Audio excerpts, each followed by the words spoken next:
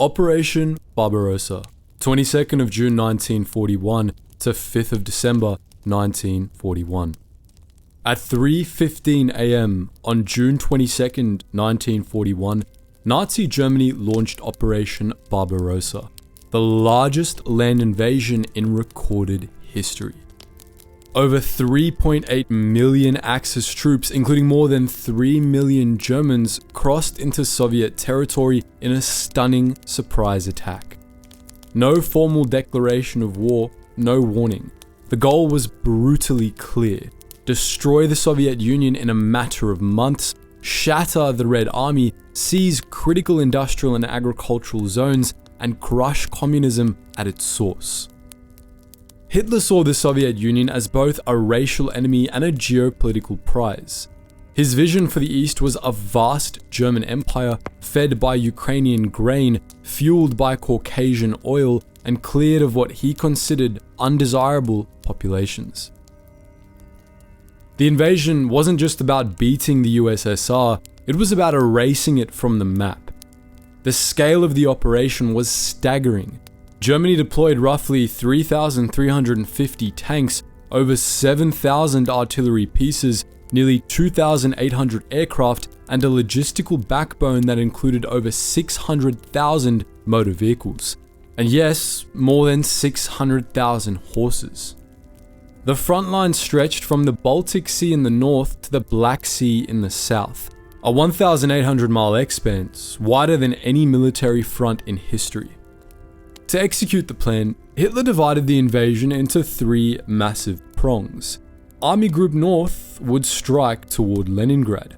Army Group Center aimed for Moscow, the political and logistical heart of the Soviet Union. Army Group South would plunge into Ukraine and ultimately push toward the oil-rich Caucasus. The strategy was to hit hard and fast, using Blitzkrieg tactics to encircle and destroy Soviet forces before they could retreat, regroup, or react. And early on, the strategy seemed flawless. The Soviets were caught completely off guard. Stalin, despite repeated intelligence warnings, refused to believe an attack was imminent. Soviet airfields were annihilated within hours, command structures were in disarray. Many Soviet divisions simply collapsed under the weight of the assault. The German advance was rapid, hundreds of miles deep within just a few weeks. Massive encirclements eliminated entire Soviet armies. To the German high command, it looked like victory was not only possible, but imminent. But beneath the surface, cracks were already forming. The first major problem: logistics. The deeper the Wehrmacht advanced, the longer and thinner its supply lines became. Roads in the Soviet Union were poor at best and non-existent at worst. Rail gauges were incompatible, fuel became scarce, and spare parts failed to arrive. The Blitzkrieg machine, built for fast, short campaigns in Europe, was now operating in a vast, underdeveloped expanse with a limited infrastructure. Every mile forward stretched the German war machine thinner. The second problem: time. Barbarossa was designed to succeed quickly. It assumed the Soviet Union would collapse under a concentrated blow. But the Red Army, though battered and bloodied, refused to die. Stalin ordered full mobilization. Civilians were evacuated by the millions. Entire factories were dismantled, loaded onto trains, and rebuilt east of the Ural Mountains, beyond the reach of German bombers. Within weeks, many of those same factories were producing tanks, rifles, and aircraft. The third problem: strategic clarity. As the initial shock wore off, Hitler began to second-guess his priorities. Should Army Group Center push on to Moscow? Should more focus shift south to secure Ukraine's food and the Caucasus oil fields? Or should the Germans pivot north and eliminate Leningrad?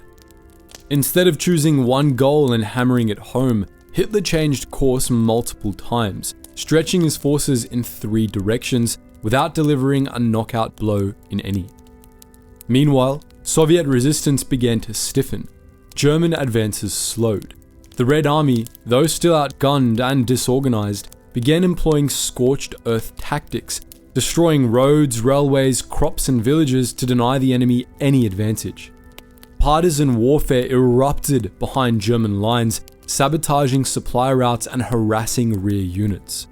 What was supposed to be a fast, clean campaign turned into a brutal grind. Then came the weather. By October, Germany launched Operation Typhoon, a final push toward Moscow. But by now, the Rasputitsa, the infamous Russian mud season, had arrived. Roads turned into rivers of sludge, vehicles sank, horses collapsed. Fuel couldn't reach the front. What had been rapid maneuver warfare became a crawl through mud. And came winter. Temperatures plummeted to minus 20 degrees Celsius, then below 30 degrees Celsius. German troops were still in summer uniforms. Engines froze, weapons jammed, and frostbite ran rampant. Over 200,000 soldiers were treated for cold-related injuries. The Wehrmacht, once a juggernaut, was now barely moving, and Hitler, still convinced Moscow could fall, forbade retreat. But the Soviets were ready. In December, they launched a massive counteroffensive. Over 1.1 million fresh troops, many of them Siberians trained for winter warfare, struck back. Backed by thousands of tanks, aircraft, and artillery, the Red Army drove the exhausted Germans back from the gates of Moscow. For the first time in the war, Hitler's forces had not only been stopped, they'd been pushed back. By the end of 1941, the cost was staggering. Germany and its allies had suffered over 750,000 casualties. The Luftwaffe had lost over 2,000 aircraft. But the Soviet toll was even more nightmarish. Over 4 million casualties in 6 months. Around 2.5 million Soviet soldiers had been taken prisoner, and most would never return. The Soviet Air Force had lost more than 10,000 aircraft, and yet they held. Operation Barbarossa had begun as a gamble. A lightning strike meant to collapse an empire. But instead of knocking the Soviets out of the war, it pulled them in deeper. What Hitler envisioned as a short campaign had now become a total war, one of ideology, resources, and survival. The Blitzkrieg was over. A brutal war of attrition had begun, and the Red Army, still reeling, was nowhere near finished. Battle of Białystok, Minsk, 22nd of June 1941 to 9th of July 1941. As German troops surged across the Soviet frontier on June 22, 1941, the first major clash of Operation Barbarossa erupted in the dense forests and marshlands of western Belarus. Known as the Battle of Białystok-Minsk, it was a massive pincer movement orchestrated by Germany's Army Group Center that resulted in one of the most devastating encirclements of the war's early phase. It unfolded over 2 weeks, from June 22nd to July 9th, and showcased the terrifying efficiency of German Blitzkrieg tactics against a Red Army caught completely off guard. Army Group Center, commanded by Field Marshal Fedor von Bock, was the strongest of the 3 German army groups, packing around 50 divisions, including 9 panzer and 6 motorized. Its striking core came from 2 armored juggernauts, Panzer Group 2 under Heinz Guderian surging from the south, and Panzer Group 3 under Hermann Hoth pressing from the north.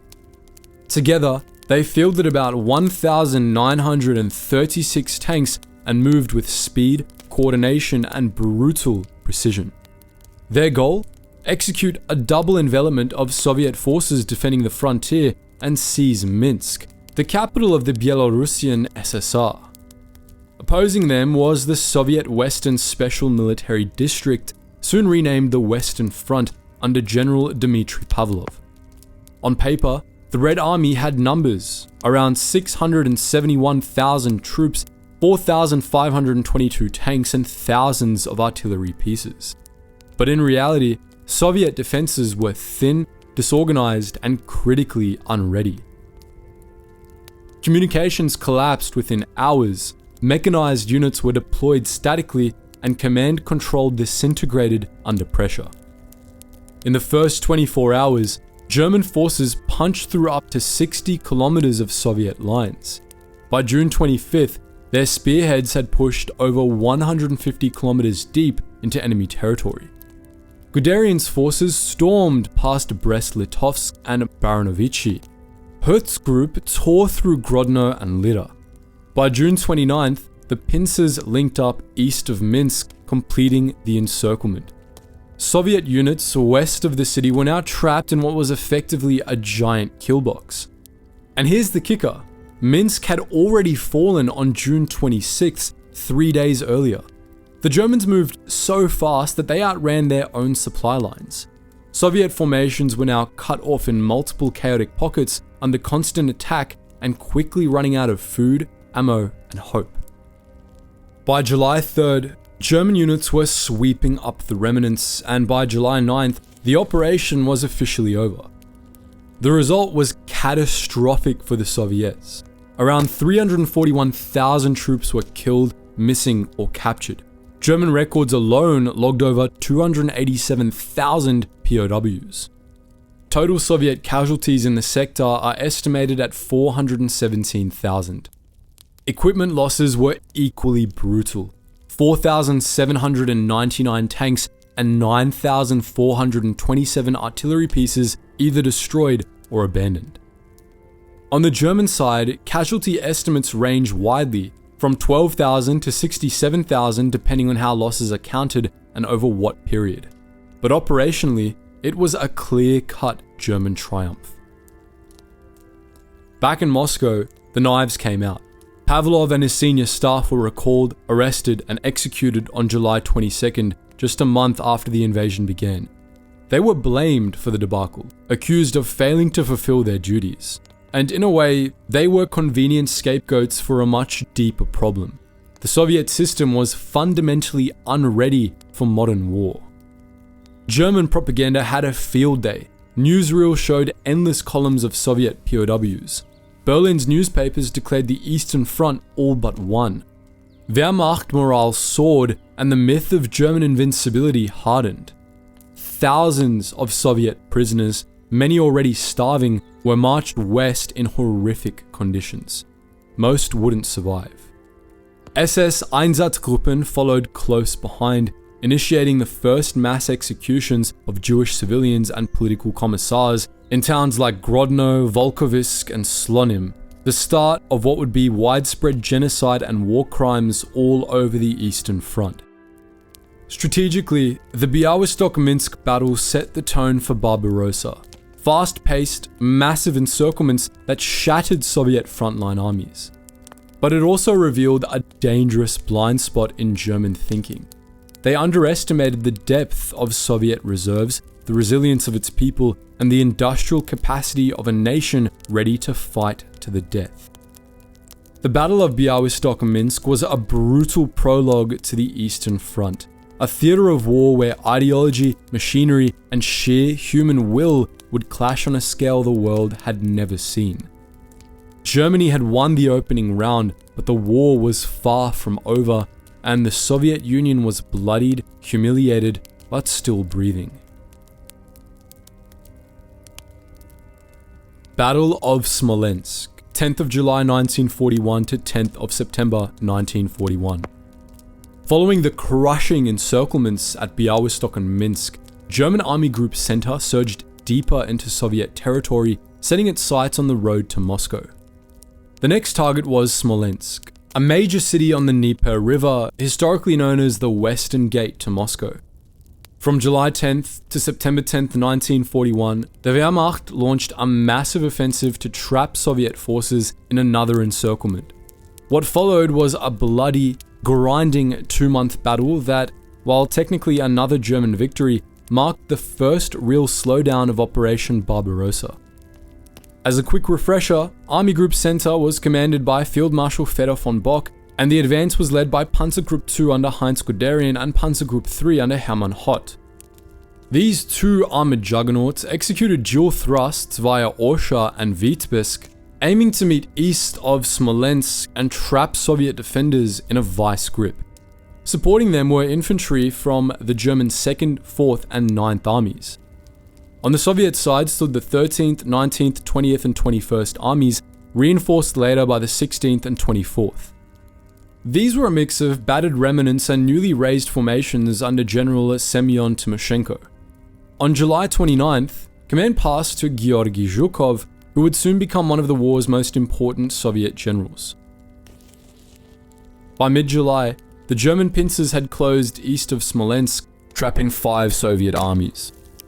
The city itself fell on July 16th, taken by units of the 29th Motorized Division and 2nd Panzer Division.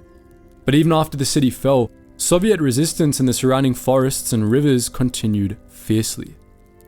German records report about 300,000 Soviet prisoners taken, though some estimates go as high as 350,000. In total, Soviet losses at Smolensk amounted to roughly 760,000 troops, including those killed, wounded, or captured.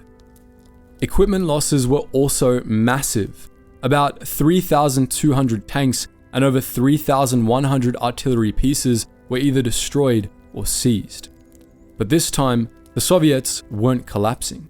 The Stavka, the Soviet High Command, began feeding in fresh reserves from the central and newly formed reserve fronts. The Soviet counterattacks from both flanks forced the Germans to redirect key forces, blunting their offensive tempo. Red Army units now fought through multiple fallback lines instead of disintegrating. Partisan activity began to rise, especially behind German lines, attacking supply routes and creating chaos. Meanwhile, German logistics began to break down. The Wehrmacht had already outrun its railheads. Supplies had to be trucked in over bombed-out roads and tracks wrecked by summer rains. Fuel, ammo, even food, everything became harder to deliver. Army Group Center, despite its momentum, was running on fumes. Then came the big debate: push on to Moscow or shift south? In late August, Hitler made his decision. Through Führer Directive 34A, issued on August 21st, 1941, he ordered Guderian's Panzer Group 2 south toward Kiev and Hertz's Panzer Group 3 north toward Leningrad, effectively freezing the advance on Moscow. The results? Yes, the Germans had won the Battle of Smolensk, but the price was steep. The campaign burned through 2 months of prime summer weather, just as the rains and early frosts were about to set in. By the time Operation Typhoon resumed the push toward Moscow in October, the clock was no longer on Germany's side. The Germans lost around 110,000 men killed, wounded, or missing, a significant and hard to replace sum. But for the Soviets, the battle showed something new. The Red Army could still absorb enormous punishment and still fight on. Most importantly, the time bought at Smolensk allowed Stalin to shift elite Siberian divisions from the Far East to the Moscow front. Thanks to intelligence indicating Japan would not attack, those hardened troops would later turn the tide outside Moscow. The Battle of Smolensk was a tactical win, but a strategic warning shot. Blitzkrieg had teeth, but it also had limits. The Red Army had been bloodied, battered, and brutalized, but it was learning, adapting, and getting stronger. Smolensk wasn't the end. It was the beginning of a war that Germany thought would last months, but would instead last years. Battle of Kiev, 23rd of August 1941 to 26th of September 1941. In the late summer of 1941, as the German invasion of the Soviet Union swept into its 3rd month, the battle for Ukraine became the site of one of World War II's greatest military encirclements. Between August 23rd and September 26, 1941, the German Wehrmacht executed a massive pincer movement around the Ukrainian capital of Kiev, trapping the entire Soviet southwestern front in what remains one of the most catastrophic defeats in the history of the Red Army. Originally, Army Group Center had been poised to drive directly toward Moscow, but in mid-August, Hitler personally intervened in strategic planning. Against the advice of the German Army High Command, he issued Führer Directive 34A on August 21st, ordering General Heinz Guderian's Panzer Group 2 to break off from the Moscow axis and swing southeast to link up with Army Group South. The goal was to encircle Soviet forces defending Ukraine and open the path to the Donbass, rich in coal, steel, and industrial assets. It was a bold pivot that delayed the Moscow push, but it set the stage for one of the most devastating double envelopments ever attempted. Guderian's panzers roared south through Konotop and Romny, while Panzer Group 1 under General Ewald von Kleist pushed north from the Dnieper. From the center, the 6th and 17th Armies under Field Marshal Gerd von Rundstedt applied pressure on Kiev itself. The 11th Army, under von Schobert, remained further south, playing only a limited flank guard role in the overall operation. On the Soviet side, the Southwestern Front, commanded by Marshal Semyon Budyonny and Front Commander General Mikhail Kerponos, deployed between 545,000 and 630,000 troops across a broad arc. But their forces were thinly stretched, poorly coordinated, and, critically, still under Stalin's strict orders not to retreat. By mid-September, the German pincers closed east of Kiev near Lokhvitsa. Kerponos and his staff attempted a breakout but were ambushed and killed on September 20th. On September 19th, German forces entered Kiev, and by September 26th, the battle officially ended. The results were staggering. According to Soviet sources, 616,304 troops were killed, wounded, or missing, including 452,700 trapped inside the pocket and approximately 480,000 taken prisoner. Thousands of tanks, artillery pieces, and supplies were lost. Entire Soviet armies ceased to exist. German troops marched their prisoners westward. Many would not survive the journey due to starvation, disease, and brutality. And that wasn't the end of the horror. In the days following the German occupation, SS Einsatzgruppen, aided by local collaborators, began systematic mass killings.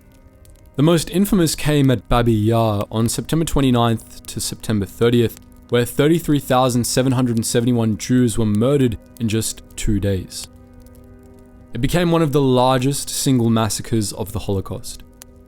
From a military standpoint, the battle was hailed in Germany as a textbook success. Hitler called it the greatest battle in history, and Field Marshal Reichenau, a key architect of the operation, described it as a near-perfect execution of Blitzkrieg doctrine. The victory cleared the path to the Dnieper River and opened the Donbass to exploitation and wiped out 5 Soviet armies.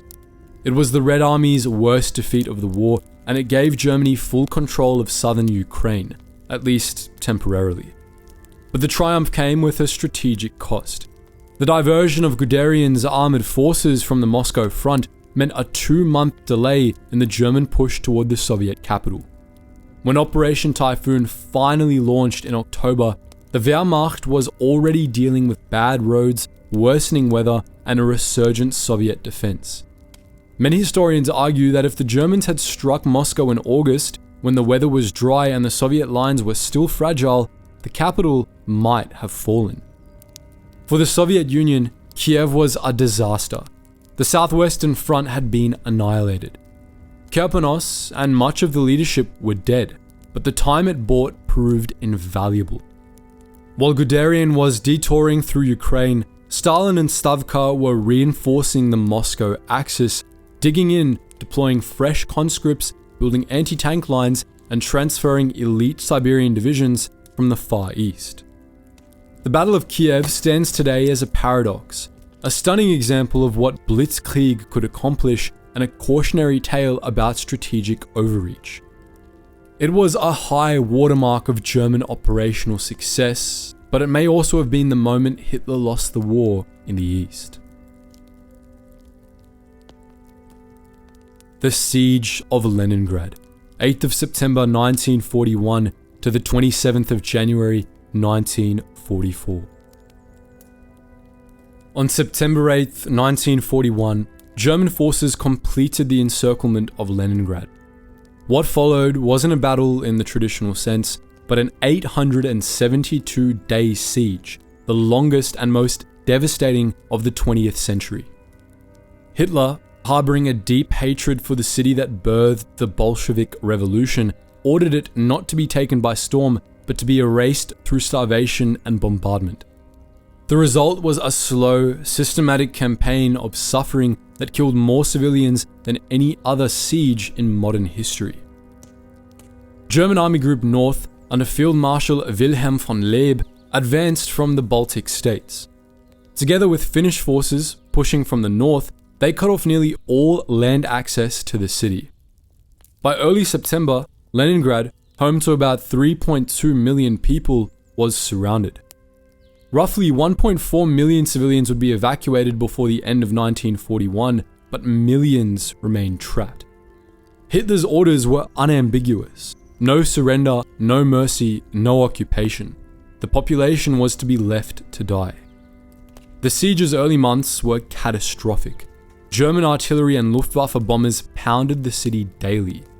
Fuel reserves collapsed, electricity failed. On September 8th, a massive air raid destroyed the Badayev food warehouses, igniting a fire that wiped out critical grain stores. By November 1941, bread rations had fallen to 250 grams per day for workers, 125 grams for others, often bulked with sawdust. By the end of the winter of 1941-42, over 630,000 people had died, most from starvation and exposure. At its worst, over 4,000 people died each day. Corpses lay frozen in snowbanks. Desperate residents resorted to eating glue, wallpaper paste, and, in some horrific cases, even the dead. And yet, the city refused to break. Public trams ran as long as electricity allowed. Libraries stayed open. Museums protected their artifacts in cellars. And, in a legendary act of cultural defiance, on August 9, 1942, Leningrad radio broadcast Dmitri Shostakovich's 7th Symphony. Loudspeakers aimed across the front lines blared the music toward German positions, a symphony against silence. The city's only tenuous link to the outside world was Lake Ladoga. In winter, trucks crossed its frozen surface via the Road of Life. In summer, boats made the perilous trip, dodging German artillery and air attacks. Supplies trickled in, never enough, but thousands of children were evacuated this way.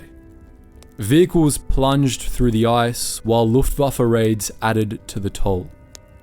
The Red Army launched desperate offensives to lift the siege. In December 1941, Soviet forces recaptured Tikhvin, temporarily reopening a narrow supply route. Brutal battles followed at Magar, Sinyavino, and Schlüsselburg. In January 1943, Operation Iskra finally broke through the German lines on the southern shore of Lake Ladoga, opening a thin but functioning land corridor. Still, the siege dragged on for another year. Only in January of 1944, during the Leningrad-Novgorod offensive, did the Red Army drive German forces away for good. On January 27, 1944, the siege was officially lifted. Leningrad had survived, but at a staggering cost. Modern estimates place total deaths between 1 and 1.2 million, including around 800,000 civilians and over 330,000 military personnel. Over 90% of civilian deaths were due to starvation. The toll was greater than the wartime deaths of some countries. And yet, Leningrad never surrendered. It never signed a truce. It never ceased to function as a city. It became a symbol of unbreakable Soviet resilience. For the Germans, the siege was a strategic failure. Army Group North never took the city, and its forces were tied down for nearly 3 years, unable to reinforce other fronts. Hitler's plan to destroy Leningrad through starvation consumed resources, time, and troops, but brought no victory. For the Soviet Union, Leningrad became sacred ground. Its people, surviving on bark, glue, and hope became legends. After the war, the city was awarded the title of Hero City in 1965. Its defense was immortalized as a testament to collective sacrifice and stubborn survival.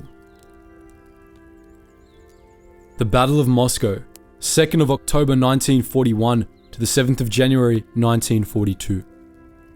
In the autumn of 1941, as Nazi Germany stood at the height of its power, Adolf Hitler set his sights on Moscow. Capturing it, Hitler believed, would bring the entire Soviet regime crashing down.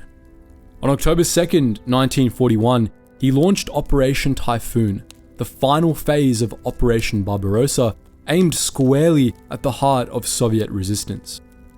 What followed was a campaign of brutal encirclements, frozen roads, and one of the most consequential reversals in the Second World War. Army Group Center, led by Field Marshal Fedor von Bock, spearheaded the offensive with about 1.5 million men, 1,700 tanks, and 14,000 artillery pieces, supported by the Luftwaffe's Luftflotte II. Soviet ministries were evacuated east to Kuybyshev.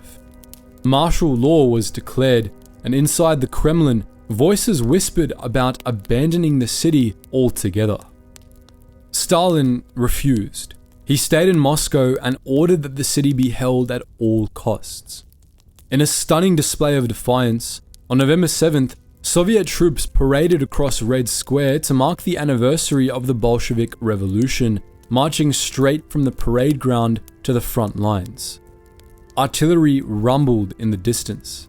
The message was clear: Moscow would not fall without a fight. But the German advance was already slowing. By late October, the Rasputitsa, Russia's infamous mud season, turned roads into swamps. Tanks bogged down, supply trucks stalled. German equipment, built for speed, became liabilities in the muck. Then came the cold. By mid-November, temperatures dropped below -20 degrees Celsius and at night plunged toward -30 degrees Celsius. German troops, still in summer uniforms, had no winter gear. Frostbite cases skyrocketed, over 100,000 by January. Engines froze, lubricants thickened, artillery jammed. The Wehrmacht had not prepared for winter. Meanwhile, the Soviets were preparing for exactly this moment. Thanks to intelligence from Richard Zorge, a Soviet spy in Tokyo, Stalin knew Japan wouldn't strike in the Far East. He began transferring forces west.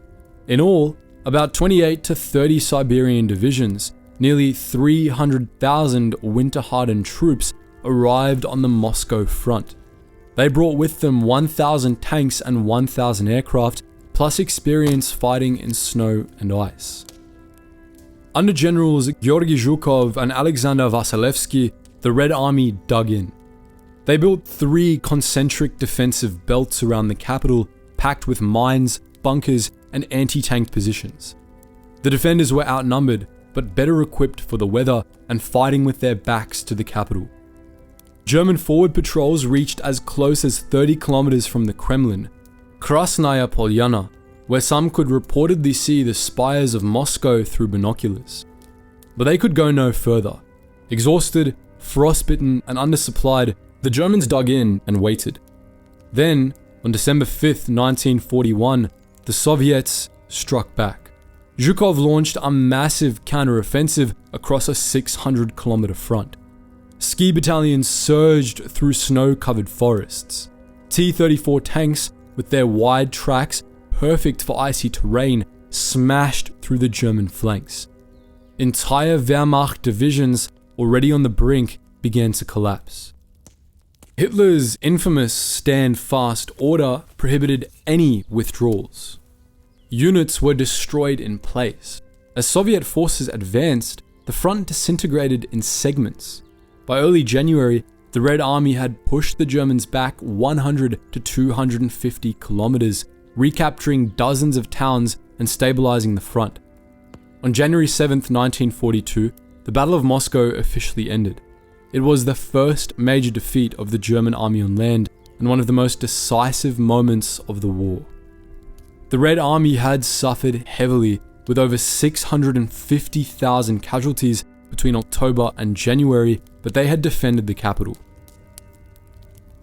German losses during the operation and retreat were about 174,000 killed, wounded, or missing, along with thousands of vehicles lost to mud, frost, and counterattack. But the real cost was momentum. The consequences were enormous. Operation Barbarossa, Germany's grand plan to crush the Soviet Union in a single campaign, had failed. What was supposed to be a knockout blow became a slow bleed. The myth of German invincibility was shattered. Soviet morale surged. And Moscow stood defiant, a city of soldiers, workers, and civilians who refused to yield. The First Battle of Kharkiv, 20th of October 1941 to 24th of October 1941. By the autumn of 1941, Nazi Germany's southern campaign into the Soviet Union was gathering speed. With the Soviet southwestern front shattered at Kiev and Army Group South advancing rapidly, attention turned to Kharkiv, a city of over 1.3 million people swollen by evacuees fleeing from earlier German advances. It wasn't just another target. Kharkiv was one of the USSR's most vital industrial hubs, home to the Kharkiv locomotive factory, which produced T-34 tanks, artillery systems, and railway equipment. Its capture would be a massive blow to Soviet war production and a potent symbol of German progress deep into Ukraine.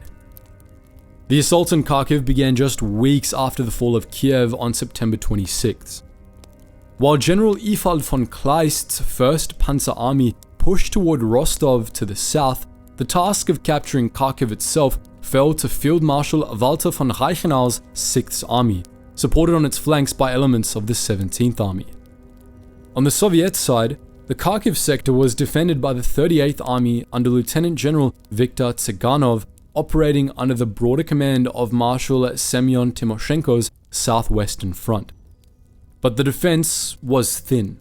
Soviet forces were still recovering from the disaster at Kiev. Kharkiv, considered a rear area industrial center, had not been heavily fortified in advance.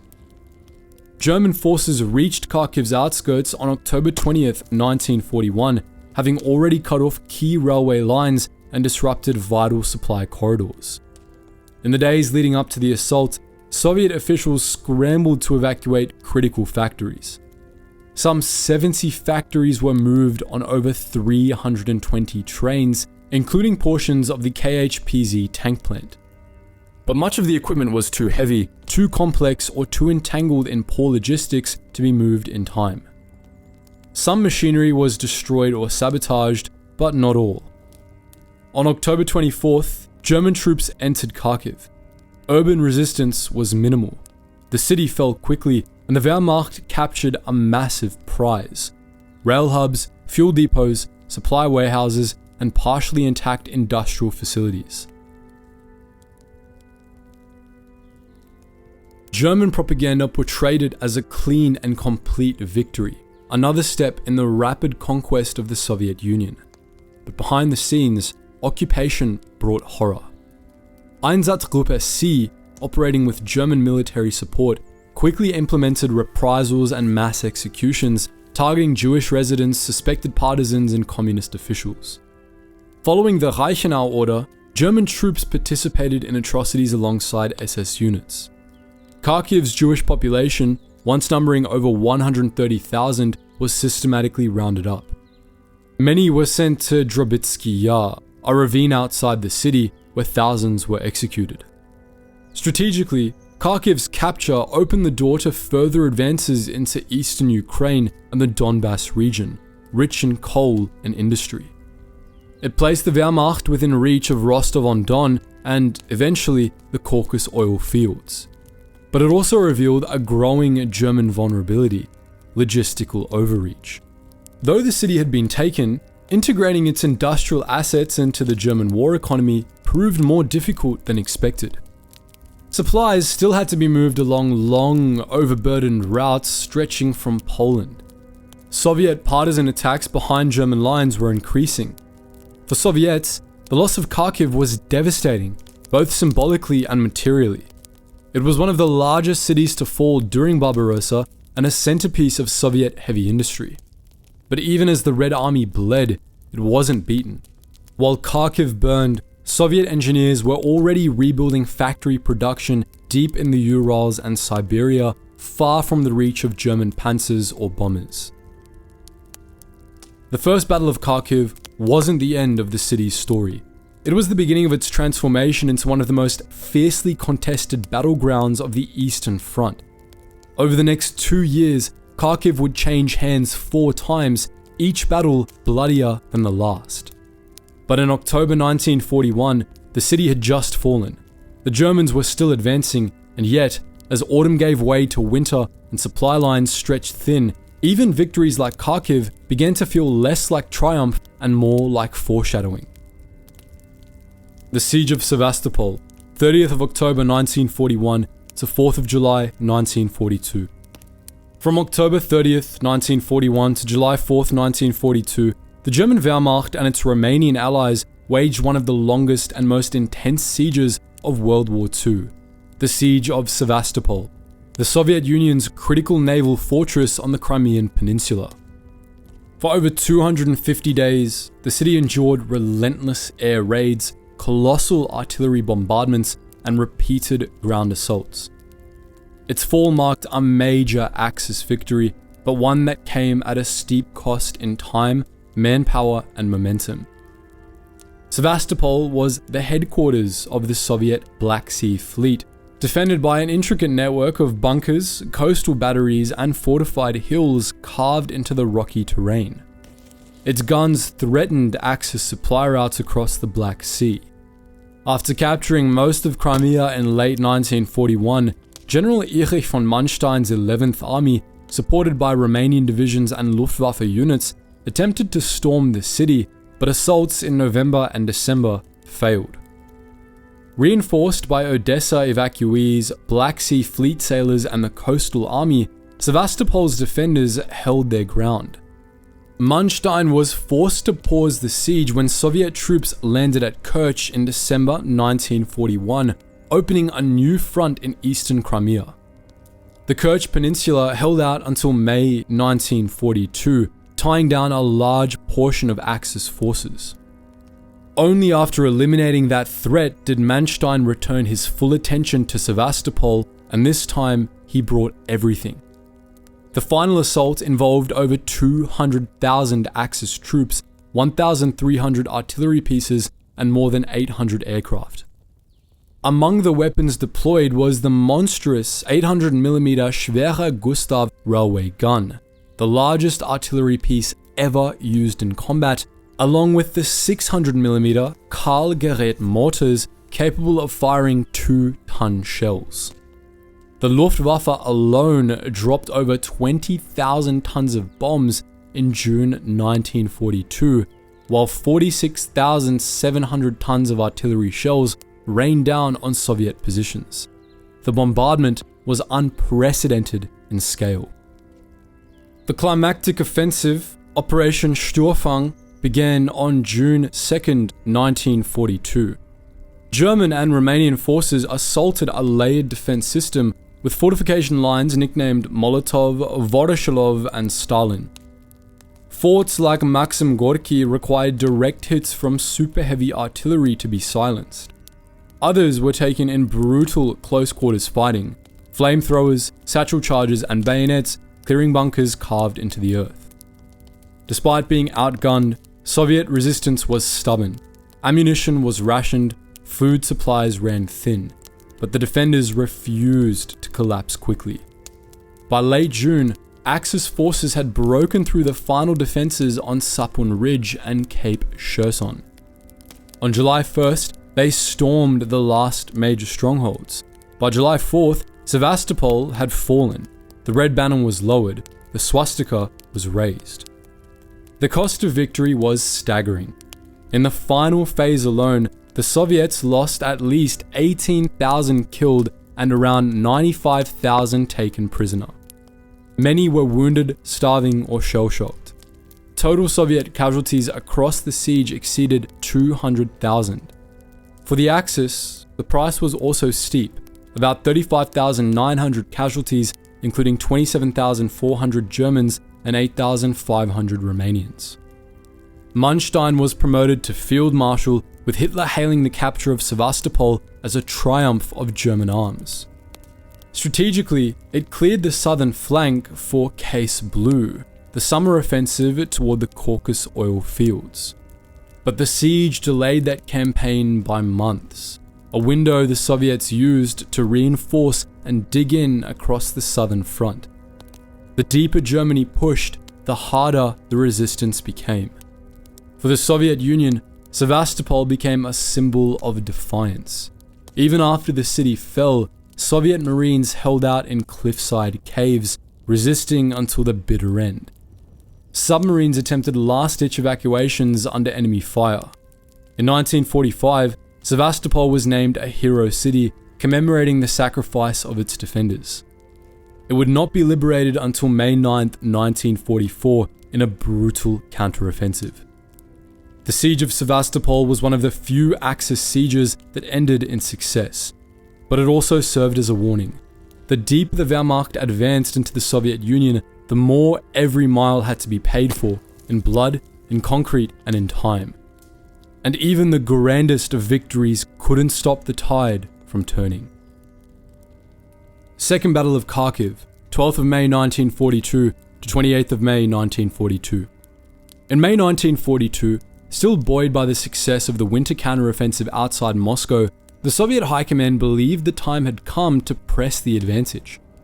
Stalin was eager to seize the initiative in the south and deliver a knockout blow to German forces in Ukraine. The goal? Retake Kharkiv, the industrial jewel lost the previous October, and collapse the Axis position in eastern Ukraine. But what began as an ambitious Soviet offensive turned into one of the Red Army's worst disasters of the war, the Second Battle of Kharkiv, a case study in what happens when bold plans collide with hardened defenses and a rapid counterpunch. The Soviet offensive, commanded by Marshal Semyon Timoshenko, launched from the Izium salient, also known as Barvenkovo Bulge, a protrusion in the front south of Kharkiv. The Red Army massed approximately 760,000 troops, 1,140 tanks, and 926 combat aircraft, supported by shock infantry and artillery from multiple armies. The plan was to encircle German forces in Kharkiv with a double envelopment, a Soviet mirror of Blitzkrieg tactics.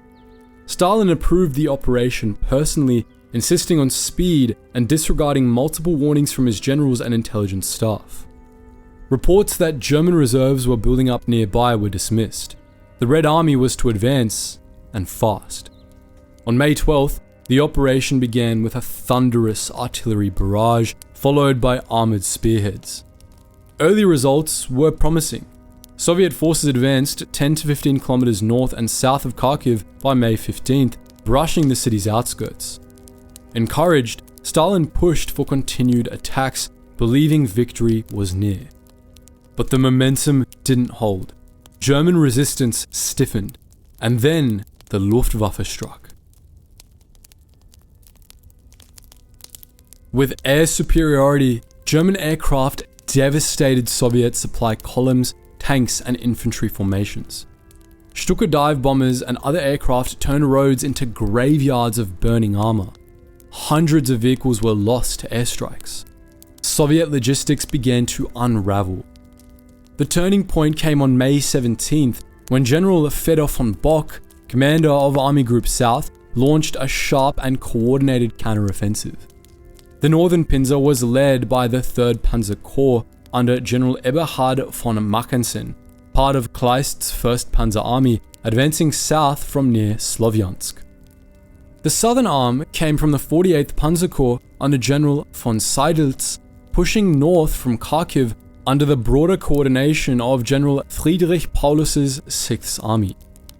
By May 22nd, the two German thrusts linked up east of Kharkiv, closing the trap around the Soviet spearheads. 3 Soviet armies, the 6th, 9th, and 57th, were encircled, with elements of the 28th Army partially caught in the cauldron. The results were catastrophic. An estimated 171,000 Soviet soldiers were taken prisoner, with another 27,000 killed and 79,000 wounded, bringing total Soviet losses to around 277,000. Soviet formations tried to break out, but it was too late. Communications broke down, supply chains were gone. The Luftwaffe pounded retreating units. Entire divisions vanished. The elite 6th Cavalry Corps was annihilated. Even Timoshenko and political commissar Nikita Khrushchev, who had been at the front, barely escaped capture on May 26th. German losses? Just over 20,000, a staggering disparity. Field Marshal von Kleist later compared the victory to Kiev in 1941, praising the speed and efficiency of the encirclement. In Berlin, German morale soared. In Moscow, Stalin was stunned. Furious over the debacle, he ordered investigations and quietly shelved plans for further summer offensives. The Second Battle of Kharkiv handed the initiative back to the Germans in the south. The Red Army's southern front was shattered. 1 month later, the Wehrmacht would launch Case Blue, the summer campaign to seize the Caucasus oil fields and Stalingrad. The Kharkiv defeat had opened the door. It was a harsh lesson for the Red Army. Overconfidence, driven by winter successes, had underestimated Germany's ability to regroup and strike back with deadly precision.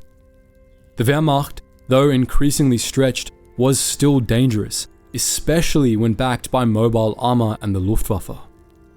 The Red Army would recover, but for now, it had learned, through fire and loss, that this war wasn't going to be won by momentum alone. The Battle of Stalingrad, 23rd of August 1942 to the 2nd of February 1943. On August 23rd, 1942, the German 6th Army reached the Volga River and began the assaults on Stalingrad, a city whose name bore the weight of a regime whose defense would come to define the resilience of the Soviet Union. Over the next 5 months, Stalingrad became the setting of the most brutal urban combat of the Second World War. By the time it ended on February 2nd, 1943, it had cost about 2 million lives and changed the course of the war. The battle began with a firestorm. That August day, the Luftwaffe launched a massive bombing raid on the city, dropping over 1,100 tons of explosives, igniting fuel depots and residential blocks, and killing an estimated 20,000 to 40,000 civilians in a matter of hours. Stalingrad, an industrial hub with tractor, tank, and munitions plants, was reduced to smoldering ruins. But those ruins would soon become a fortress. General Friedrich Paulus's 6th Army, supported by elements of General Heth's 4th Panzer Army, pressed into the city expecting a swift capture. Instead, they found a labyrinth of resistance. The Red Army, led inside the city by General Vasily Choikov's 62nd Army and General Mikhail Shumilov's 64th Army, refused to yield. Soviet soldiers turned every building, sewer, and factory into a strongpoint. The now legendary Pavlov's house was held for 2 months by a single platoon. The Red October, Barricadi, and tractor factories, shattered and half destroyed, still operated under fire. Supplies were ferried across the Volga River under constant artillery and air attack. Civilians dug trenches, carried ammunition, and fought alongside soldiers. By October, 600,000 non-combatants remained in the city, too exposed or too late to evacuate. Fighting became a matter of meters, room to room, floor to floor. The Germans called it Rattenkrieg, rat war. By mid-November, German forces had pushed the Soviets to a thin strip of territory hugging the Volga. But their position was vulnerable. The flanks of the German advance, held by Romanian, Hungarian, and Italian divisions, were stretched thin and poorly equipped. The Soviet High Command, led by General Zhukov and Vasilevsky, saw an opening and prepared to strike. On November 19, 1942, the Red Army launched Operation Uranus, a massive double envelopment executed by the southwestern and Don fronts. In the north, Soviet forces struck near Serafimovich, in the south near Kotelnikovo. Within 4 days, the pincers met at Kalach, surrounding approximately 290,000 Axis troops, including nearly the entire 6th Army. The Germans were trapped inside Stalingrad. Hitler refused to authorize a breakout. Instead, he insisted the army be supplied by air. Hermann Göring promised the Luftwaffe could deliver 300 tons of supplies per day. In reality, it averaged just under 94 tons, a fraction of the daily requirement. At least 488 Luftwaffe transport aircraft were lost in the effort. Starvation and frost set in. Fuel and medicine ran out. Ammunition was rationed. Wounded soldiers froze to death in cellars. Morale collapsed. Meanwhile, the Soviets, under General Konstantin Rokossovsky, tightened the ring. In December, Field Marshal von Manstein launched Operation Winter Storm in an attempt to break the encirclement. But his armored thrust was stopped 50 kilometers short of the city at the Mishkova River. Simultaneously, the Soviets launched Operation Little Saturn, smashing through the Italian 8th Army and preventing any further relief efforts. Hitler, still refusing to order a breakout, told Paulus to stand fast. By late January 1943, the situation was hopeless. On January 30th, Hitler promoted Paulus to Field Marshal, a not-so-subtle signal to die in place rather than surrender. But Paulus, recognizing the futility, surrendered the southern pocket on January 31st. The remaining northern forces capitulated on February 2nd. Over 91,000 Axis troops, including 24 generals, laid down their arms. Most were emaciated, frostbitten, and traumatized. Fewer than 6,000 would ever return home. German casualties in the Stalingrad campaign, including killed, wounded, and captured, totaled around 750,000, with at least 400,000 irrecoverable. Soviet losses were even higher, estimated at over 1.1 million, including soldiers and civilians. It was the bloodiest battle in recorded history, fought through collapsed buildings, freezing nights, and corpse-strewn streets. The impact of Stalingrad rippled around the world. It electrified the Soviet populace and stunned the Axis. The Red Army had not only destroyed Germany's largest field army, but shattered the illusion of German invincibility. Stalingrad's legacy is one of extremes, of human endurance, military brilliance, and catastrophic hubris. The city that bore Stalin's name became the arena of Germany's first major defeat and the site of the Soviet Union's transformation, from desperate defender to relentless counterattacker. The final surrender came on February 2nd, 1943, 10 years to the week after Hitler rose to power. The symbolism wasn't lost. Stalingrad didn't just break the 6th Army, it broke the myth of German supremacy. The Third Battle of Kharkiv, 19th of February 1943 to the 15th of March 1943. In the wake of Germany's devastating defeat at Stalingrad, the Red Army surged westwards across southern Russia and Ukraine in early 1943.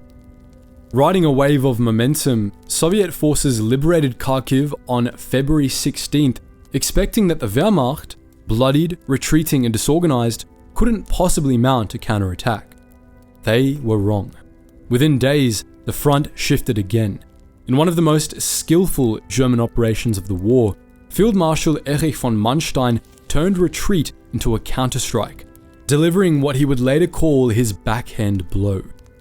The Soviet advance had overstretched its logistics.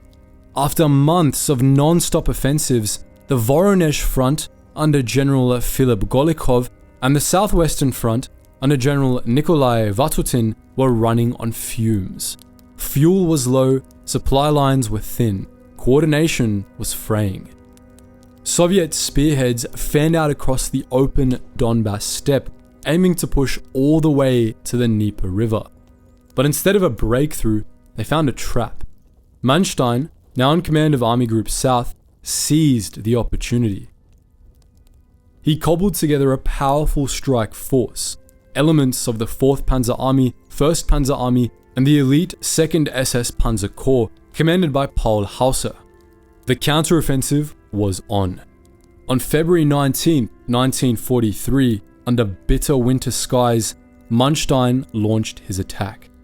The first target, Mobile Group Popov, a Soviet armored formation operating near the Donets River. The German assault smashed through its flanks, shattering the formation by February 24th and forcing a broader Soviet retreat. With southern Soviet spearheads collapsing, Manstein pivoted north. The 2nd SS Panzer Corps led the charge. Its divisions, Leibstandarte SS Adolf Hitler, Das Reich, and Totenkopf, were among Nazi Germany's most formidable. They had been recently re-equipped and included a small number of Tiger I heavy tanks, each a mobile fortress in its own right. Over the next 3 weeks, Manstein's armored forces conducted a series of mobile battles and encirclements, clawing back territory and severing Soviet formations. Soviet command struggled to react. The Red Army had expected pursuit, not counterattack, and certainly not a maneuver of this scale and precision. By March 11th, the outskirts of Kharkiv came under assault. The city had already changed hands multiple times during the war, and now, for the 3rd time, it became a battlefield. Hauser's SS troops entered the southern suburbs, fighting through rubble-strewn streets, blown-out tram stations, and makeshift bunkers. The battle quickly descended into brutal close-quarters combat. Flamethrowers, grenades, and hand-to-hand fighting returned to the streets. On March 14th, German troops raised the swastika over the city center. Final mopping up operations concluded the next day. With Kharkiv back under German control, the advance didn't stop there. On March 18th, the Germans retook Belgorod, a critical rail and logistics hub to the north. Soviet losses across the campaign were staggering. Roughly 140,000 to 160,000 troops were killed, wounded, or captured, including over 55,000 dead, 49,000 missing, and nearly 38,000 wounded, according to post-war Soviet estimates. Several Red Army divisions were all but wiped out. German and SS casualties were high as well, about 11,500 killed and wounded, but they were a fraction of the Soviet total. The Third Battle of Kharkiv halted the Red Army's momentum in the south and restored stability to the German front line, at least for the moment. Nazi propaganda seized on the victory. German generals hailed Manstein as the savior of the Eastern Front. Manstein's maneuver had been tactically flawless, a clinical display of mobile warfare under extreme pressure. But the victory had limits. Germany had no reserves to exploit the win. The offensive had regained ground, but it had also created a dangerous bulge, a salient between Belgorod and Kharkiv. That salient, centered near a town called Kursk, would become the focal point of the next great clash. In just 4 months, the Germans would launch Operation Citadel, and the Eastern Front would see the largest tank battle in history. Strategically, Kharkiv was a temporary reprieve. It was the last purely German offensive victory of the war in the East. The Red Army, bruised but unbroken, would soon resume the offensive, and this time it wouldn't let go. The drama of Kharkiv was one of reversal and brutality. Soviet soldiers who believed they were chasing a broken enemy suddenly found themselves surrounded and annihilated. Civilians who had just seen the Red Army roll in now saw SS tanks returning, buildings burning again, and reprisals beginning anew. Manstein's blow was sharp, precise, and devastating. But it was also fleeting. The Wehrmacht had won a battle only to set the stage for its greatest test. The Battle of Kursk, 5th of July 1943 to 23rd of August 1943. By the summer of 1943, the Wehrmacht was still reeling from its catastrophic defeat at Stalingrad and a string of Soviet winter offensives. But as the front stabilized around a massive Soviet-held bulge near Kursk, Hitler saw an opportunity. The plan, Operation Citadel, was classic German doctrine: encircle and destroy. The goal? Pinch off the Kursk salient, trap hundreds of thousands of Red Army troops, and wrest back the initiative in the east. The Germans amassed a powerful force of about 777,000 men, 2,451 tanks and assault guns, over 10,000 artillery pieces, and 2,110 aircraft. Among them were the newly introduced Panther tanks and Ferdinand tank destroyers, formidable on paper but plagued by mechanical failures in the field. The offensive was originally planned for spring, but Hitler delayed it repeatedly, hoping for more Panthers and better weather. That delay would prove decisive, because while Germany was planning, the Soviets were building. With forewarning from British and Soviet intelligence, Marshal Georgy Zhukov and Stavka ordered one of the most colossal defensive preparations in military history. Behind the Kursk salient, the Red Army deployed 1.9 million troops, over 5,000 tanks, 2,840 aircraft, and an estimated 500,000 mines, with some sectors reaching densities of 2,000 mines per kilometer. Each defensive belt was backed by anti-tank ditches, concrete bunkers, artillery in depth, and over 180 guns per kilometer. Kursk had become a fortress. The attack finally began on the 5th of July 1943. In the north, General Walter Möll's 9th Army smashed into Soviet lines near Ponry and the Oral sector, but progress was agonizingly slow. Only 10 miles gained before the advance stalled. In the south, General Hermann Hertz's 4th Panzer Army, including Hauser's 2nd SS Panzer Corps, fared better. They pushed about 35 kilometers into Soviet defenses toward Prokhorovka, breaking through 2 of the 3 main defensive belts. And there, on July 12th, came the most famous clash of the battle and perhaps of the entire war. At Prokhorovka, General Pavel Rotmistrov's 5th Guards Tank Army, with around 870 tanks and assault guns, counterattacked against fewer than 300 German panzers, including Tigers and Ferdinands. It wasn't the clean, sweeping tank battle of armored fantasy, it was chaos. Dust, smoke, and summer heat turned the battlefield into a cauldron. Tanks engaged at point-blank range. Some collided and fought track to track. Infantry scrambled between burning wrecks. By day's end, Soviet losses topped 300 tanks, and yet the German advance had stalled completely. Meanwhile, above the battlefield, the skies were no less intense. Both sides flew over 4,000 sorties per day at the peak of the fighting.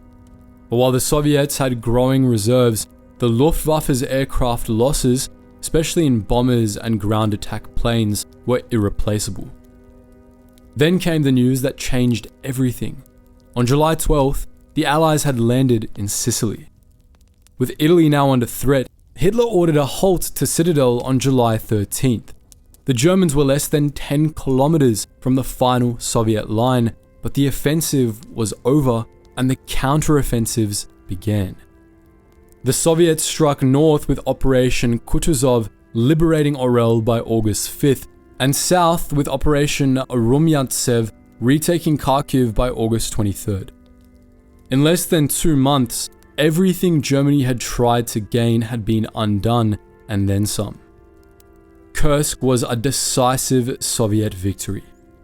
German losses totaled around 180,000 to 200,000 men, with 320 to 500 tanks and assault guns destroyed beyond repair. The Soviets suffered heavily too, around 863,000 total casualties, including 254,000 dead or missing, and over 600,000 wounded. But unlike Germany, the USSR could replace its men, its tanks, and its planes. Germany could not. It was the last German offensive of the Eastern Front. After this, the Wehrmacht would be on the defensive. Blitzkrieg was buried, under the wreckage of Panthers and fields laced with mines, and in the burning hulks of T-34s. But Kursk was more than just a clash of numbers. It was the duel of doctrines, German speed and shock against Soviet depth and resilience. It was Hitler's obsession with breakthrough versus Zhukov's brutal patience. And this time, the Soviets won. From Kursk onwards, it was the Red Army that dictated the pace. Town by town, river by river, they pushed westward across Ukraine, into Belarus, then Poland, and eventually to Berlin. As one German officer put it, after Kursk, we had no more victories, only retreats. Battle of the Dnieper, 26th of August 1943 to 23rd of December 1943. After the wreckage of Kursk, the Soviet war machine didn't stop to breathe. Stalin ordered a sweeping westward offensive aimed at one of the most imposing natural obstacles in Eastern Europe, the Dnieper River. Stretching over 1,400 kilometers through Ukraine, it was envisioned by Hitler as a new defensive bastion, the Eastern Wall, meant to halt the Red Army once and for all. But between August 26th and December 23rd, 1943, the Dnieper, like every barrier before it, was stormed at unimaginable cost. 4 Soviet fronts, the Central, Voronezh, Steppe and Southwest, threw in over 2.65 million troops, 51,000 artillery pieces, 2,400 armored vehicles, and 2,850 aircraft. Facing them were Germany's Army Group South, parts of Army Group Center, and a crumbling defensive line backed by about 1.1 million German troops and 1,500 armored vehicles. Hitler declared the Dnieper sacrosanct. Bridges were demolished, fields torched, and cities stripped of resources in its scorched earth campaign. But momentum was no longer on Germany's side. By mid-September, the Soviets had reached the river at multiple sectors. The Dnieper's crossing was a major logistical challenge. In many places, it stretched up to 3 kilometers wide, with steep western bluffs and fast-moving currents. But Stalin pushed for immediate assault crossings. No waiting, no consolidation. Soviet infantrymen crossed however they could, in rowboats, on makeshift rafts, on wooden doors, even swimming across at night, weapons clutched above the water as German machine guns raked the far banks. By the end of September, Soviet forces had carved out 28 separate bridgeheads on the western bank. Most were shallow and isolated under relentless German counterattacks, but they held. In one iconic episode, troops dragged anti-tank guns up sheer cliffs by hand. Artillery was lashed to ropes, hauled up by squads one wheel at a time. Some troops crossed on their knees, pushing mortar tubes ahead of them. Heroism was everywhere. During the campaign, 2,438 soldiers were awarded the title Hero of the Soviet Union, more than any other battle of the entire war. To the north, a simultaneous Soviet operation broke German lines in Belarus and liberated Smolensk on September 25th, a major symbolic and logistical loss for Hitler. Though not part of the Dnieper crossing itself, it was part of the same unstoppable autumn advance. But the main prize was Kiev. German forces expected a frontal crossing. Instead, General Nikolai Vatutin's 1st Ukrainian Front flanked the city, crossing downstream and sweeping northward. After days of brutal street fighting, the Red Army took Kiev on November 6th. But it didn't end there. Within weeks, German forces under Erich von Manstein, reinforced by panzer divisions, counterattacked, sparking the Battle of Kiev. Fighting raged through early December, but the Soviets held. The Dnieper line had broken, and this time, it stayed broken. The scale of the Dnieper campaign was staggering. Over 4 million troops took part. The front stretched from Belarus in the north to the Black Sea in the south, and Hitler's dream of a stable Eastern European front crumbled with it. Strategically, this was more than a battlefield victory. The Dnieper was Germany's last major natural defensive line in Ukraine.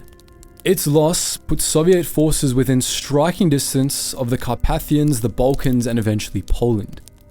But as many victories on the Eastern Front, it came at a terrible price. Soviet casualties totaled approximately 1.41 million, including 417,000 killed or missing and nearly 1,000 wounded or sick. That's more than the Red Army lost at Stalingrad. The cost of forcing a river without proper bridging equipment under artillery fire was measured in battalions erased before ever reaching the far shore.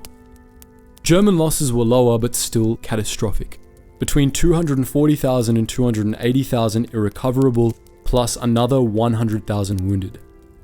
Dozens of divisions were shattered or left in disarray. The sheer logistical feat was monumental. Soviet engineers built pontoon bridges overnight under fire. 260,000 trucks were ferried across in just 6 weeks. Ukrainian partisans, nearly 100,000 strong, cut German supply lines, sabotaged rails, and supported advancing Soviet columns. And in one strange but effective improvisation, converted Black Sea naval barges were deployed up the Dnieper, providing floating artillery and fire support for river crossings near Kherson. The Battle of Dnieper didn't end the war, but it ended the illusion that Germany could win it. The Red Army had crossed the river, it had broken the Eastern Wall, seized Ukraine's heartland, and was now unstoppable. From this point forward, Berlin was no longer a dream, it was a destination. Operation Bagration, 22nd of June 1944 to 19th of August 1944. On June 22, 1944, exactly 3 years after Germany launched Operation Barbarossa, the Red Army unleashed Operation Bagration, a thunderous, meticulously planned counteroffensive designed to do more than just take Belarus. Its true aim was to shatter the heart of the German Eastern Front. What followed was perhaps the most complete and catastrophic defeat the Wehrmacht would ever suffer.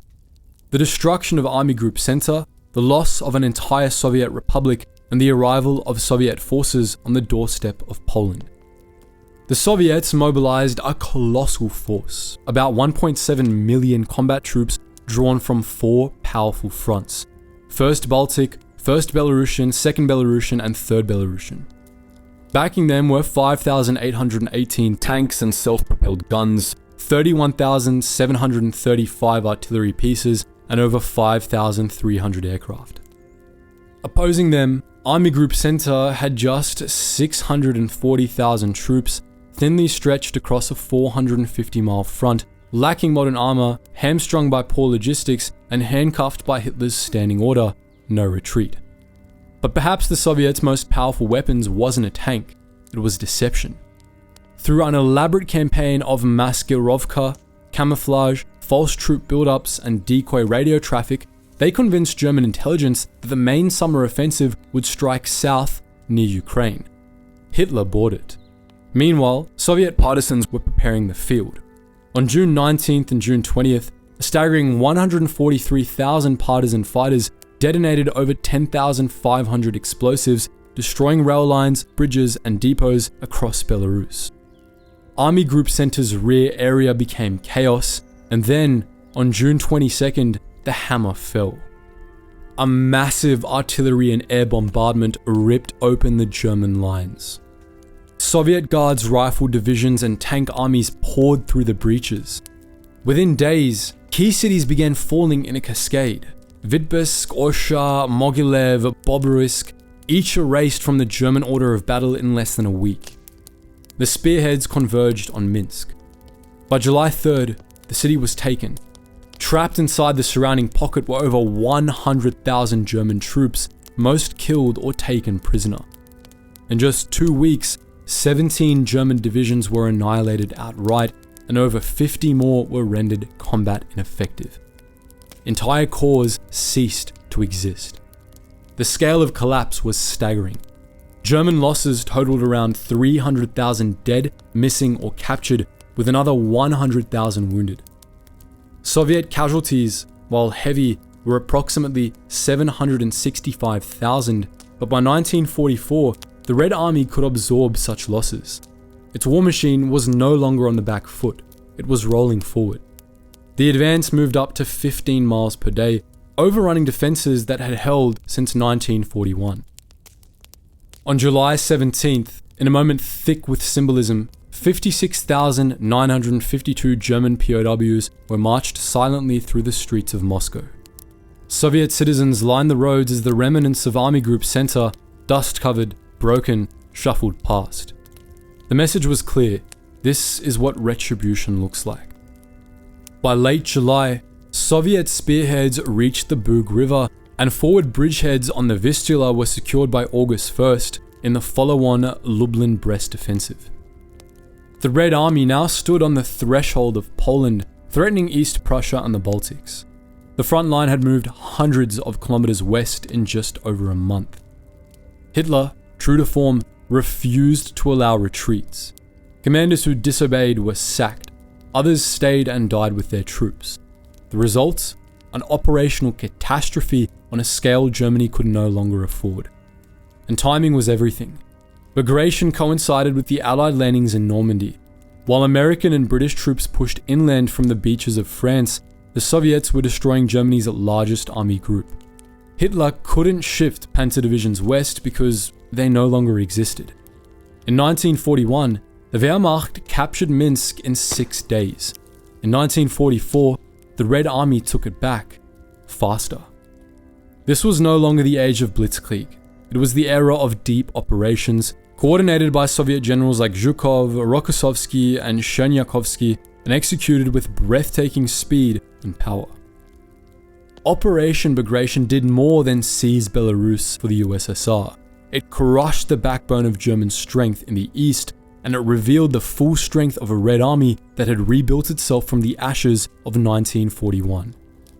Behind every Soviet tank was a factory in the Urals, behind every rifleman a memory of occupation, and behind every artillery barrage a lesson learned from 3 years of blood and retreat. There were no illusions anymore, not in Berlin, not in Moscow. The Red Army was coming, and it wasn't going to stop. The Lvov-Sandomierz offensive, 13th of July 1944 to the 29th of August 1944. While Operation Bagration was tearing through Belarus in the summer of 1944, another Soviet storm was breaking across western Ukraine. On the 13th of July 1944, the Red Army launched the Lvov-Sandomierz campaign, a high-speed strike aimed at crushing Army Group North Ukraine, liberating Lviv, and advancing into eastern Poland. Within 6 weeks, German rule in Ukraine would vanish, and the Red Army would stand at the doorstep of Nazi Germany. 2 fronts led the operation: Marshal Ivan Konev's 1st Ukrainian Front from the north, and General Fyodor Petrov's 4th Ukrainian Front from the south. Together, they fielded around 1.1 million personnel, 2,251 tanks and self-propelled guns, 13,000 artillery pieces, and 2,800 aircraft. These were veteran formations, hardened at Kursk, the Dnieper, and Bagration. Opposing them was Army Group North Ukraine, commanded by General Joseph Harp, a patchwork of German and Hungarian divisions already reeling from prior defeats. The offensive centered on Lviv, a cultural and strategic capital of Galicia. Konev's plan was a double envelopment. His 3rd Guards and 1st Guards tank armies would flank the city from the south, while the 13th and 60th armies attacked from the north. Outside Brody, the German 8th Corps, including the 14th Waffen-SS Galicia Division, was encircled and pinned down. Between July 18th and 22nd, in what became known as the Battle of Brody, the Soviet forces destroyed the pocket. Approximately 33,000 Axis troops were killed or captured, including 28,000 POWs and an estimated 5,000 killed in action. According to Soviet General Staff figures, 8th Corps ceased to exist as an organized force. With the German front broken open, Soviet troops surged west. Lviv was taken on July 27th after heavy street fighting, aided by a local uprising of the Polish Home Army that began on July 23rd. Elsewhere, the Soviets captured Tarnopol, Stanislav, and much of eastern Galicia, ending more than 3 years of German occupation in western Ukraine. But the Red Army didn't stop at the 1939 frontier. In early August, Soviet spearheads crossed the San River, entering pre-war Polish territory. Their next target was the Vistula River, Germany's last major natural barrier before Warsaw and Berlin. On August 12th to 14th, Konev's forces seized a bridgehead at Sandomierz on the Vistula's west bank, one of the most critical strategic footholds of the war's final phase, according to Stalingrad to Berlin. The Germans responded with ferocity. The 4th SS Panzer Corps, including the Totenkopf and Viking divisions, struck the Soviet bridgehead from August 11th to 13th, attempting to destroy it before it could be reinforced. The counterattack marked the first battlefield appearance of the Tiger II King Tiger tanks, with the 501st Heavy Panzer Battalion losing 12 out of 14 in action. The offensive gained about 10 kilometers, but the Soviets' 6th Guards Tank Corps sealed the breach and the bridgehead held. By August 29th, the offensive officially ended. The Red Army had prevailed in western Ukraine, crossed into Poland, and held a stable West Bank position across the Vistula. German losses totaled around 117,000 irrecoverable and 47,000 wounded, with 16 divisions annihilated and 10 others severely degraded. Soviet losses were approximately 65,000 total casualties, including 17,000 killed and 48,000 wounded. The Lvov-Sandomierz offensive marked the permanent collapse of German power in Ukraine, placed the Red Army inside pre-war Polish territory for the first time, and set the stage for the Vistula-Oder offensive just 5 months later. The pace was staggering. The encirclement at Brody, the fall of Lviv, the crossing of the Seine, and the fierce tank battles of Sandomierz. Within weeks, an entire front had been ripped open. The Soviets had broken out of Ukraine and now stood poised to plunge into the heart of German-controlled Europe. The Siege of Budapest, 24th of December 1944 to 13th of February 1945. As 1944 drew to a close, the Red Army surged into Hungary, the last major Axis satellite east of Austria. On December 24th, Soviet forces completed the encirclement of Budapest, trapping an estimated 80,000 to 90,000 German and Hungarian troops in the capital. Hitler declared it a Festung, a fortress city, and ordered it defended to the last man. What followed was a 6-week siege of extraordinary brutality, a battle so destructive it's often called the Stalingrad of the Danube. Inside the city were units of the Waffen-SS, Wehrmacht, and Hungarian Honved forces, alongside 800,000 civilians who found themselves suddenly in the line of fire. On December 29th, Soviet commanders under Marshal Rodion Malinovsky issued a formal demand for surrender. The Axis rejected it. The assault began immediately. Soviet forces attacked from multiple directions, pouring into Pest, the flat industrial east side of the city. The fighting was up close and vicious. Soviet storm groups cleared buildings room by room with PPSH-41 submachine guns and grenades, while tanks rolled down avenues blasted by artillery. German and Hungarian defenders fought back with snipers, booby traps, and ambushes from rooftops, cellars, and tram tunnels, a grim mirror of Stalingrad. By mid-January, Soviet troops had taken most of Pest, forcing the defenders across the Danube to Buda, the older and hillier half of the city dominated by the royal castle complex. Buda's medieval streets and stone bastions became a fortress, and the battle became a brutal grind for every intersection and stairwell. Meanwhile, Budapest civilians were suffering a catastrophe. Starvation, typhus, and freezing temperatures took a mounting toll. People boiled leather belts for food, corpses lay frozen in alleyways, Soviet artillery fell indiscriminately on both military and civilian targets. Budapest municipal records later estimated 38,000 to 76,000 civilians were killed in the siege, many from exposure and hunger. In Berlin, Hitler grew obsessed with saving the city. From January 1st to January 26th, he ordered 3 major relief operations. Operations Conrad I, II, and III all led by elite panzer units of the 4th SS Panzer Corps. These attacks briefly pushed to within 26 kilometers of the city, with one thrust temporarily breaching Soviet lines near Pilisen-Kresht, but reinforcements from the 2nd and 3rd Ukrainian fronts countered each attack. One by one, the relief attempts collapsed. By early February, Budapest's defenders were encircled atop Castle Hill with no food and dwindling ammunition. In a final act of desperation, 28,000 Axis troops attempted a breakout on the night of February 11th, storming westward through snow-covered hills toward friendly lines. It was a massacre. Soviet searchlights and artillery turned the woods into a death zone. Of the 28,000 who tried to escape, fewer than 700 reached German lines. The rest were killed or captured. On February 13th, 1945, the siege ended. Budapest was a shattered ruin. The losses were staggering.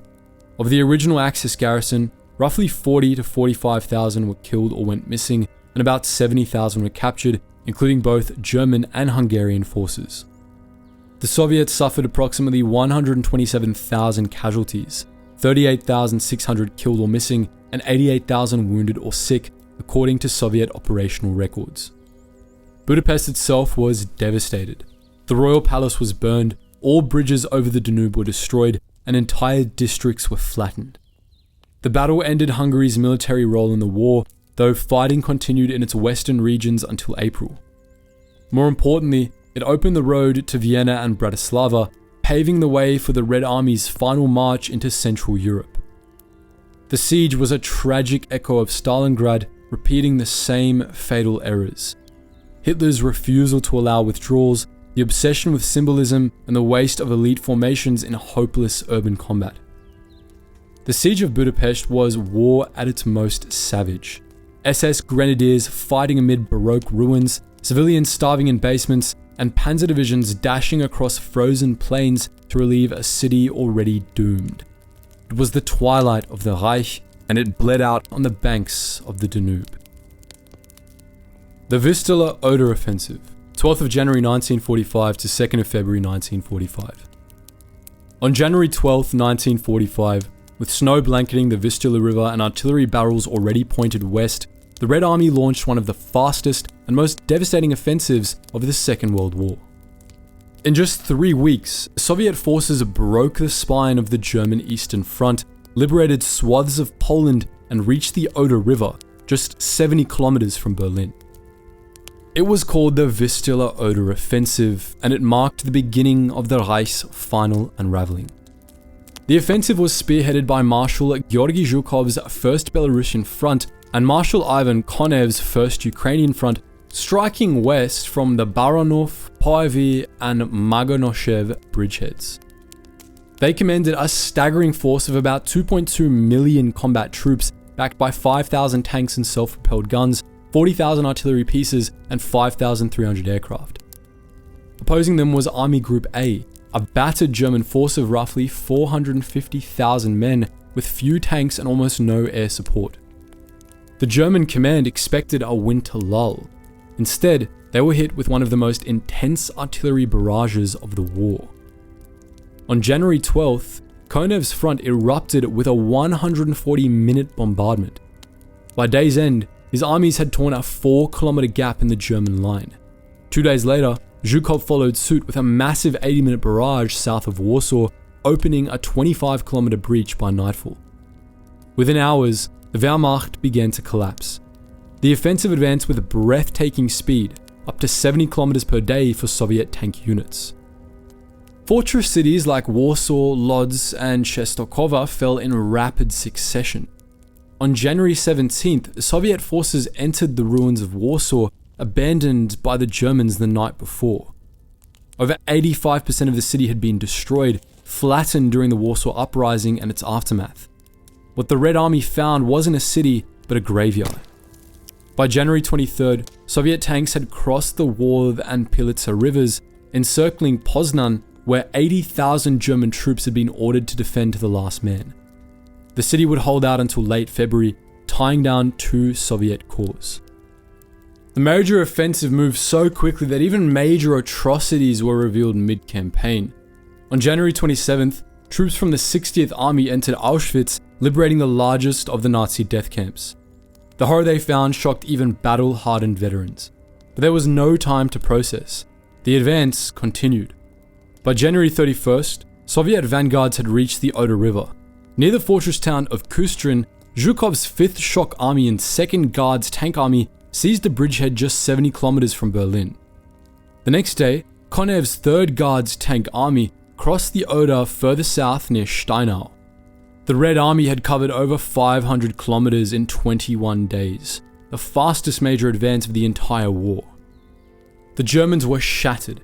In 3 weeks, they had lost around 84,000 killed, 120,000 wounded, and some 220,000 taken prisoner. Soviet losses, though heavy, were smaller than in previous operations. Approximately 43,000 killed or missing, 149,000 wounded or sick. Nearly 1,300 Soviet tanks were destroyed in the fighting, but the Red Army now had the manpower, equipment, and momentum to absorb the cost. The speed of the advance outran Soviet logistics. Zhukov's tanks' armies often received only 1/3 of their needed fuel. Bridges had to be thrown across rivers in hours. In one case, a 200-meter pontoon span was completed in less than a day.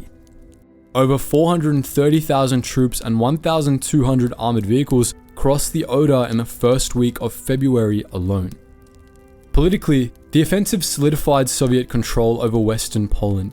As cities like Kharkov and Lublin fell, Stalin's provincial Polish government moved in behind the tanks, establishing administrative control even before the Allies had agreed on Poland's post-war future at Yalta.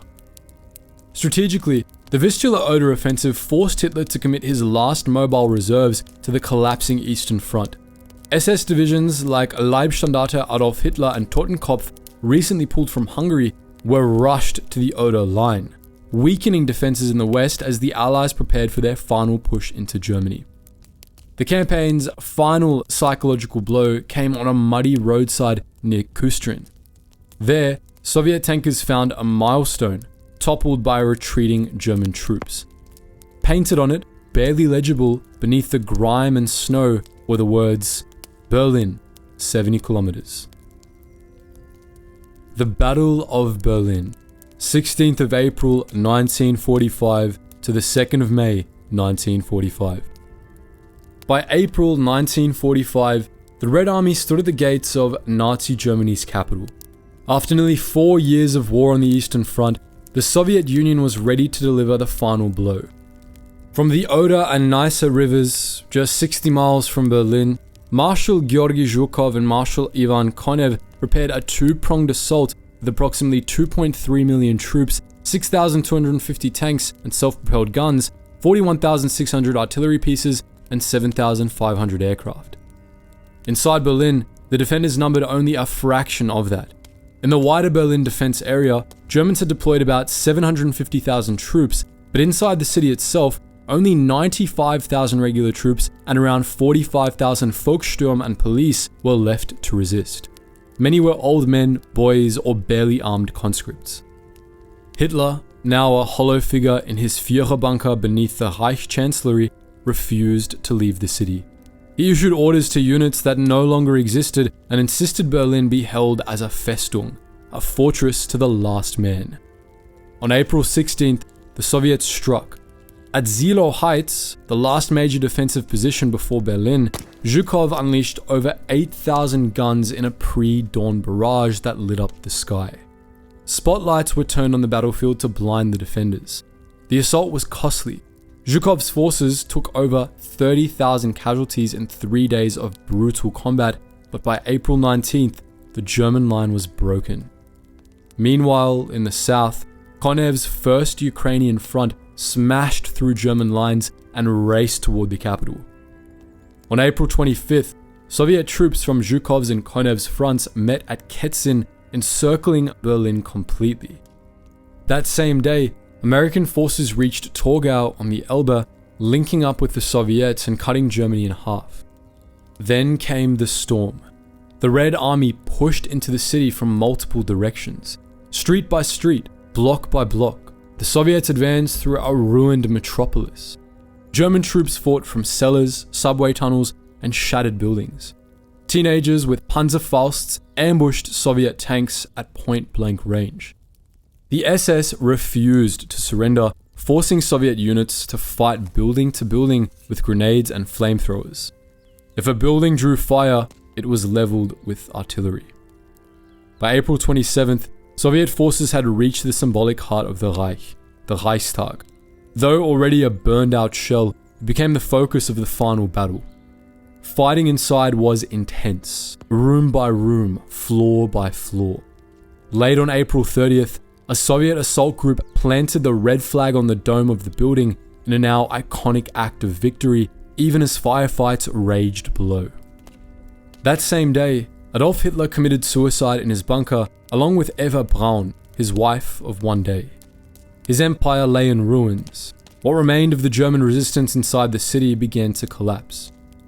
On May the 2nd, General Helmut Weidling, the Berlin garrison commander, surrendered unconditionally to General Vasily Choykov, the same man who had defended Stalingrad. The battle for Berlin was over. The cost was enormous. The Red Army suffered over 81,000 killed and 280,000 wounded in the Berlin operation alone.